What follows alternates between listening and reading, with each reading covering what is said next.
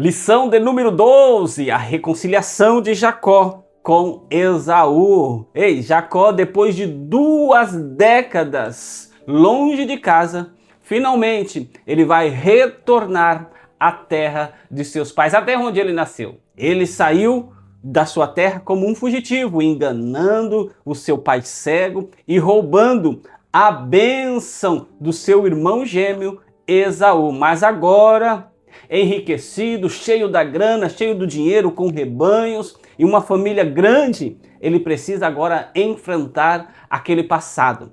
E a última notícia que ele tinha de Esaú era que o seu irmão queria matá-lo. E Jacó havia levado o que mais importava para Esaú, a bênção paterna, o reconhecimento, o futuro. Mas nesta lição, a lição de número 12, ela vai nos conduzir ao clímax da história de Jacó. Tudo o que vivemos nas lições anteriores, a fuga de Canaã, os anos em Padã, o conflito com Labão, a visão dos anjos, vai desembocar, terminar neste momento, culminar neste momento. 2 irmãos, 2 décadas de silêncio, e você vai ver um abraço que ninguém esperava. A lição de hoje não é apenas sobre Jacó e Esaú, é o peso de um relacionamento. Isso mesmo, a lição de número hoje carrega um peso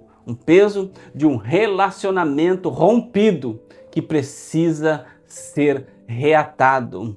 Descobrir que Deus, ele é capaz de restaurar o impossível. A paz do Senhor Jesus, seja muito bem-vindo, seja muito bem-vinda a mais uma aula da Escola Bíblica Dominical. Chegamos na lição de número 12, a reconciliação de Jacó com Esaú. Já quero convidar você, querido irmão, se você ainda não é inscrito, se inscreva no nosso canal, curte esse vídeo. Se você puder, compartilhe também esse vídeo, que será uma bênção para alguém, algum professor, tá bom? Eu sou o pastor Evandro Ribeiro e é uma honra tê-lo aqui para junto nós aprendermos a palavra de Deus. Vamos já, né? Sem mais delongas, vamos já para os objetivos desta aula. O primeiro objetivo é explicar que Jacó e Esaú tinham sérios conflitos. O segundo objetivo é mostrar o encontro de Jacó e Esaú. O terceiro objetivo é saber que depois do encontro com seu irmão, Jacó segue seu caminho. Nós também temos aí o texto áureo. O texto áureo está em Gênesis, capítulo de número 33, o verso 4. Diz assim: Então Esaú correu-lhe ao encontro e abraçou-o, e lançou-se sobre o seu pescoço e beijou-o, e choraram. Verdade prática: em Deus sempre há possibilidade de perdão e reconciliação. E reencontro maravilhoso, só Deus pode fazer isso. Mas nós vamos ver tudo isso aqui na lição de número 2. Já vamos para o primeiro tópico. O primeiro tópico diz assim, ó, irmãos em conflito. Primeiro subtópico, Jacó. Olha, a história de Jacó, ela começa com uma simbólica desvantagem por parte de Jacó. Por quê? Porque ele foi o segundo a nascer, né? No mundo antigo, isso significava herdar menos, ser menos reconhecido, carregar menos autoridade. O seu nome, Jacó, significa literalmente aquele que segura o calcanhar, ou, no sentido figurado, o suplantador, o enganador. Então, desde o nascimento, Jacó ele carregou uma identidade problemática. E ele carregou por muito tempo. Ele viveu à altura desse nome ruim. A decisão de enganar o pai e roubar a bênção do primogênito foi o ponto de separação definitivo entre os 2 irmãos gêmeos. Para Esaú, não se tratava apenas de uma bênção, era sua identidade, sua herança e o seu futuro. Para Jacó, o ato revelava um caráter que ainda precisava de 20 anos de disciplina divina para ser moldado. Labão, o trabalho duro, o casamento difícil, os filhos gerados em meio à rivalidade, tudo isso parte do processo pedagógico de Deus com Jacó. 2 décadas. Quando nós chegamos no capítulo de número 33, estamos diante de um Jacó agora diferente. A noite em Peniel o transformou de Jacó em um nome novo, Israel, aquele que luta com Deus. Uma pisada nova, manco do quadril, uma postura nova, prostrando-se 7 vezes diante de Esaú, o suplantador está aprendendo a ser príncipe de Deus. Esta transformação ela é a grande verdade teológica do Jacó histórico. Nenhuma pessoa está presa. Olha, nenhuma pessoa está presa para sempre na identidade que o pecado lhe deu. Jacó, o homem que foi enganador, tornou-se o príncipe de Deus porque passou pela mão do Criador. Nossa pior identidade pode ser redimida pela graça de Deus, que nos dá um novo nome, que nos dá uma nova história. Como diz Paulo lá em 1 Coríntios, me faz a memória, nova criatura, as coisas velhas se passaram e tudo se fez novo. Aí nós vamos ver o ponto 2, subtópico 2, Esaú. Aí nós vamos ver que Esaú é frequentemente o vilão esquecido, ou pior ainda, o tolo que vendeu a sua herança por um prato de lentilha. Mas Hebreus 12:16, ele vai descrever como um profano. Olha, vamos fazer essa leitura. Hebreus, capítulo 12, verso de número 16. Nem haja algum impuro ou profano como foi Esaú, o qual, por um respasto, vendeu seu direito de primogenitura. Então vai descrever aí Hebreus 12:16 como um profano, alguém que não valorizou as coisas sagradas. No entanto, Esaú, que encontramos em Gênesis capítulo 33, é uma das figuras mais surpreendentes de todo o Antigo Testamento. Ele correu, abraçou, beijou e perdoou. O que aconteceu com Esaú nessas 2 décadas, nesses 20 anos de ausência? A Bíblia não registra, mas podemos supor que ele prosperou, porque o verso de número 9 do capítulo 33 vai dizer: tenho muito. Ele construiu seu próprio clã de 400 homens e o que tudo indica, ele processou sua dor de forma diferente do que esperamos. Isso não significa que o processo foi fácil, ou que Deus não teve que trabalhar nele também. A oração de Jacó em Gênesis capítulo 32, o verso de número 11, que ele disse: livra-me da mão do meu irmão Esaú. Essa oração implica que havia razão real para o medo, mas algo havia mudado em Esaú. A corrida de Esaú ao encontro de Jacó, no verso 4, Gênesis 33, verso 4, é o detalhe mais carregado do texto. Por quê? Porque os 400 homens estavam ali, mas Esaú, ele não ele não se beneficiou de todos aqueles meios para fazer Jacó pagar. Não, ele não usou. Ele usou o perdão verdadeiro abre mão do direito de punir. Colossenses capítulo 3, verso de número 13. Suportai-vos uns aos outros, perdoai-vos mutuamente, caso alguém tenha motivo de queixa contra outrem, assim como o Senhor vos perdoou, assim também perdoai-vos. Ele abandonou qualquer postura de dominação e correu como alguém que estava esperando este momento. Deus, ele havia preparado o seu coração. A lição ela é clara. O perdão não depende apenas de quem pede, depende também de Deus trabalhar naquele que concede. O exemplo de Esaú prefigura o pai do filho pródigo. A corrida, o abraço, o beijo, essa cena de Esaú é a mesma de Lucas, capítulo de número 20, capítulo número 15, o verso de número 20. E levantando-se foi para o seu pai. Vinha ele ainda longe quando seu pai o avistou. E compadecido dele, correndo, o abraçou e beijou. Jesus usou esta imagem familiar ao seu auditório judaico naquela época para ilustrar o amor de Deus. Esaú, o irmão que havia sido roubado, tornou-se símbolo do perdão gracioso, revelando que Deus ele é capaz de transformar o coração do mais injustiçado para que o amor vença o ressentimento. Olha o subtópico 3, Raquel. A presença de Raquel nesse texto, ela é muito breve. Ela e José são mencionados apenas no capítulo de número 2 e o versículo de número 2 e o versículo de número 7. Mas a sua posição nessa narrativa, ela carrega um significado muito grande, porque Jacó colocou ela e José na última posição, atrás das servas e de Lia. E por quê? Por amor a Raquel.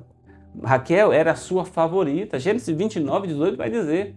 E Jacó queria protegê-la ao máximo, esperando-se que Esaú atacasse, parasse antes de chegar até ela. Esse detalhe revela algo belo sobre a estrutura da família de Jacó, mesmo em um contexto de poligamia, um contexto de rivalidade doméstica.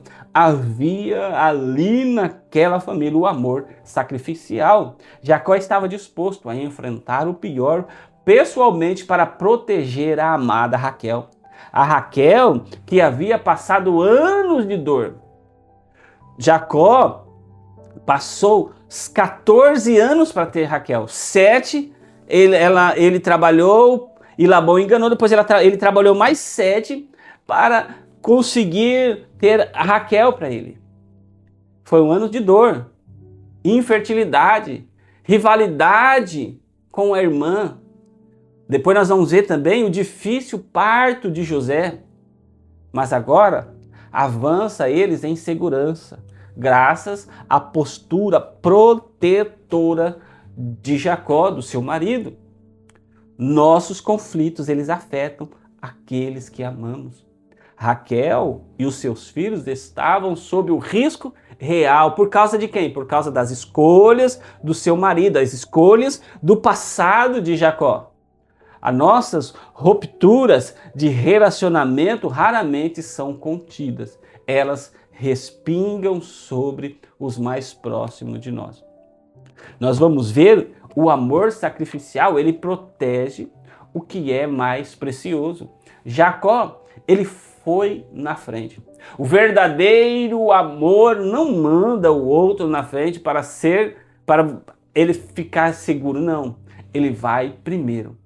Raquel, nós vemos que a família inteira carrega o peso dos conflitos e colhe os frutos da reconciliação, graças a Deus. É a motivação suficiente para que cada crente tome a iniciativa de restaurar relacionamentos quebrados. Olha o subtópico de número 2, o encontro entre Jacó e Esaú. Subtópico 1, Deus entra em ação. O versículo 4 começa com uma das surpresas mais dramáticas dessa história bíblica. Em vez de conflito, há um abraço. Jacó havia se prostrado 7 vezes esperando o pior, e o que recebeu foi o abraço do seu irmão. E esse resultado não foi fruto da estratégia de Jacó. Por mais elaborada que tenha sido, foi Deus quem entrou. Deus ele entrou em ação. Deus havia prometido cuidar de Jacó desde a visão lá da escada em Betel, que nós estudamos. Capítulo 28 de Gênesis, o verso 15, vai dizer que eis que estou contigo, te guardarei por onde quer que fores. Essa promessa não era apenas para o caminho de ida. Essa promessa incluía o caminho de volta. A proteção divina sobre Jacó também incluía a intervenção no coração de Esaú.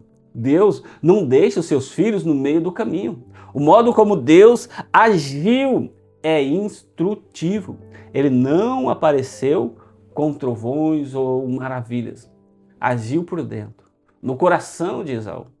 E essa é frequentemente a forma mais profunda de intervenção divina. Não o milagre externo espetacular, mas a transformação interna. Uma transformação silenciosa que muda a disposição de um coração humano. Olha só, Provérbios 21, vamos ver o verso de número 1. Como ribeiros de água, assim é o coração do rei na mão do Senhor. Este, segundo o seu querer, o inclina. É o paralelo perfeito para este momento. O coração do rei está na mão do Senhor, como ribeiros de água. Para onde que quer o inclina. Esaú era o rei em sua região, liderava 400 homens e Deus inclinou o seu coração para a graça. O crente, ele pode sim orar com absoluta confiança que Deus, ele tem toda a autoridade sobre qualquer coração. Olha o subtópico 2, Esaú abraça e beija Jacó. O texto hebraico de Gênesis 33 e 4, ele usa 4 verbos em sequência e rápido. Correu, abraçou, lançou-se sobre o pescoço e beijou. Esta sequência não é acidental. É uma marcação literária de intensidade crescente. Cada gesto é mais íntimo que o anterior. O narrador, no caso Moisés, ele quer que o leitor sinta essa urgência e a totalidade deste perdão. Não foi um aperto de mão protocolar, foi uma rendição total ao amor fraternal. O gesto de lançar-se sobre o pescoço é particularmente significativo no contexto cultural semítico. Era um gesto do pai ao receber o filho. Como nós falamos do filho pródigo, do amigo ao despedir-se de alguém amado. Em todos esses casos, o gesto carrega a conotação de um amor que não consegue se conter e que precisa ser expresso fisicamente. Esaú não apenas perdoou com palavra, ele verdadeiramente perdoou com o corpo inteiro. Nós vemos que as lágrimas registradas no final do versículo, que vai dizer, e choraram, são selo da autenticidade. Não há registro de quais palavras foram ditas naquele momento, mas as lágrimas eram suficientes. Elas comunicavam o arrependimento, o alívio, o amor, a libertação de um peso carregado por mais de 20 anos. O choro compartilhado é uma das formas mais poderosas de comunhão, mano. Nós vamos ver que o verbo hebraico para abraçar neste contexto significa abraçar com força, segurar firmemente. Não é um abraço tímido, um abraço diplomático, mas é um abraço que diz, não vou te soltar. Esaú e Jacó, eles se abraçaram com força de um amor que havia sobrevivido à traição. Olha, ponto de número 3, o perdão verdadeiro. O versículo 10 do capítulo 33, também ela vai conter uma das afirmações mais teologicamente ricas de toda essa narrativa. Porque vai dizer, pois vi a tua face como vi a face de Deus, e foste agradável para comigo. Jacó, ele vai comparar o rosto de Esaú com ver o rosto de Deus. Esta é uma declaração profunda sobre como o perdão humano ele revela algo da graça divina.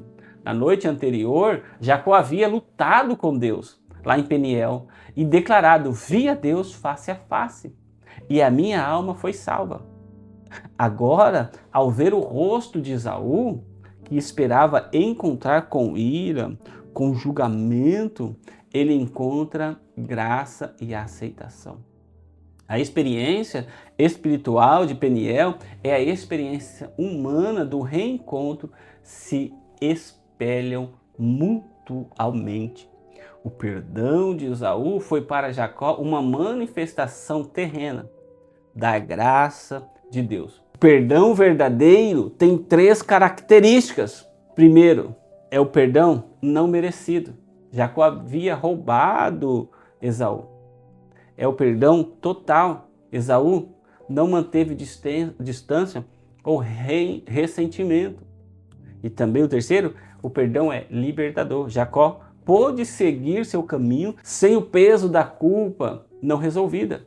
Essas três características também definem o perdão que Deus nos oferece em Cristo Jesus. E são o padrão que devemos buscar em nossos relacionamentos. Olha o ponto de número 3.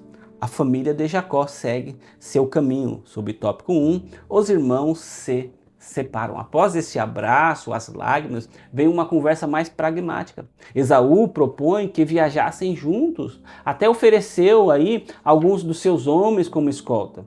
Nós vamos ver no verso de número 12. Mas a oferta era generosa, a oferta era sincera. Esaú queria continuar próximo ao irmão, mas Jacó, com esse realismo de um pastor que conhece seu rebanho, percebeu que as duas famílias não podiam viajar juntos, porque podia causar danos aos animais, às crianças, e poderia causar alguns danos também, mas a resposta de Jacó, ela é diplomaticamente perfeita. Ele não recusa a companhia de forma ofensiva. Ele explica a situação prática. Ele promete uma visita futura. Ele vai dizer até que venha ter com o meu senhor em Seir. E recusa educadamente os homens, a escolta, mas a separação que segue não é uma rejeição. É um reconhecimento saudável de dois grupos numerosos, com necessidades e ritmos diferentes. Eles precisam de espaço para prosperar. Aí há uma lição prática poderosa aqui. Reconciliação não significa uma fusão. Os dois irmãos podem se perdoar, se amar e ainda assim perceber que seguem caminhos diferentes. Isso não vai invalidar o perdão. É apenas a realidade. Realidade de vidas que se desenvolveram separadamente e têm suas próprias trajetórias. O amor maduro, ele respeita o espaço do outro. Olha o subtópico de número 2. Jacó não retorna para a casa de seu pai. Em vez de seguir diretamente para a casa de Isaac, lá em Canaã, Jacó, ele faz uma parada em Sucote, onde ele constrói uma casa e abrigos para o gado. O nome Sucote significa tendas ou abrigos, uma referência aí às estruturas que Jacó ergueu para o seu rebanho. Então, é uma parada de consolidação antes do destino final. Chegamos no subtópico de número 3. Jacó levanta um altar ao Senhor. O capítulo ele não termina com o reencontro ou a separação, ele termina com um altar. Em Siquém, no verso 18 ao 20, Jacó ele compra um pedaço de terra e levanta um altar ao Deus de Israel. Não apenas Deus de Abraão, Deus dos patriarcas, é o Deus de Israel. O novo nome que Deus havia dado a Jacó, com esse altar, Jacó está declarando: Deus não é apenas o Deus dos meus antepassados. Ele é o meu Deus que me encontrou. Houve a luta, me transformou e me trouxe de volta. Esta é a fé de quem passa de herança para a experiência pessoal. Este é o primeiro momento em que Jacó usa formalmente o seu novo nome, Israel, em um contexto de adoração. O altar marca o fim de uma jornada e o início de uma nova fase. Jacó havia saído de Canaã com apenas um cajado. E ele vai voltar, está voltando com duas companhias, família numerosa e riqueza.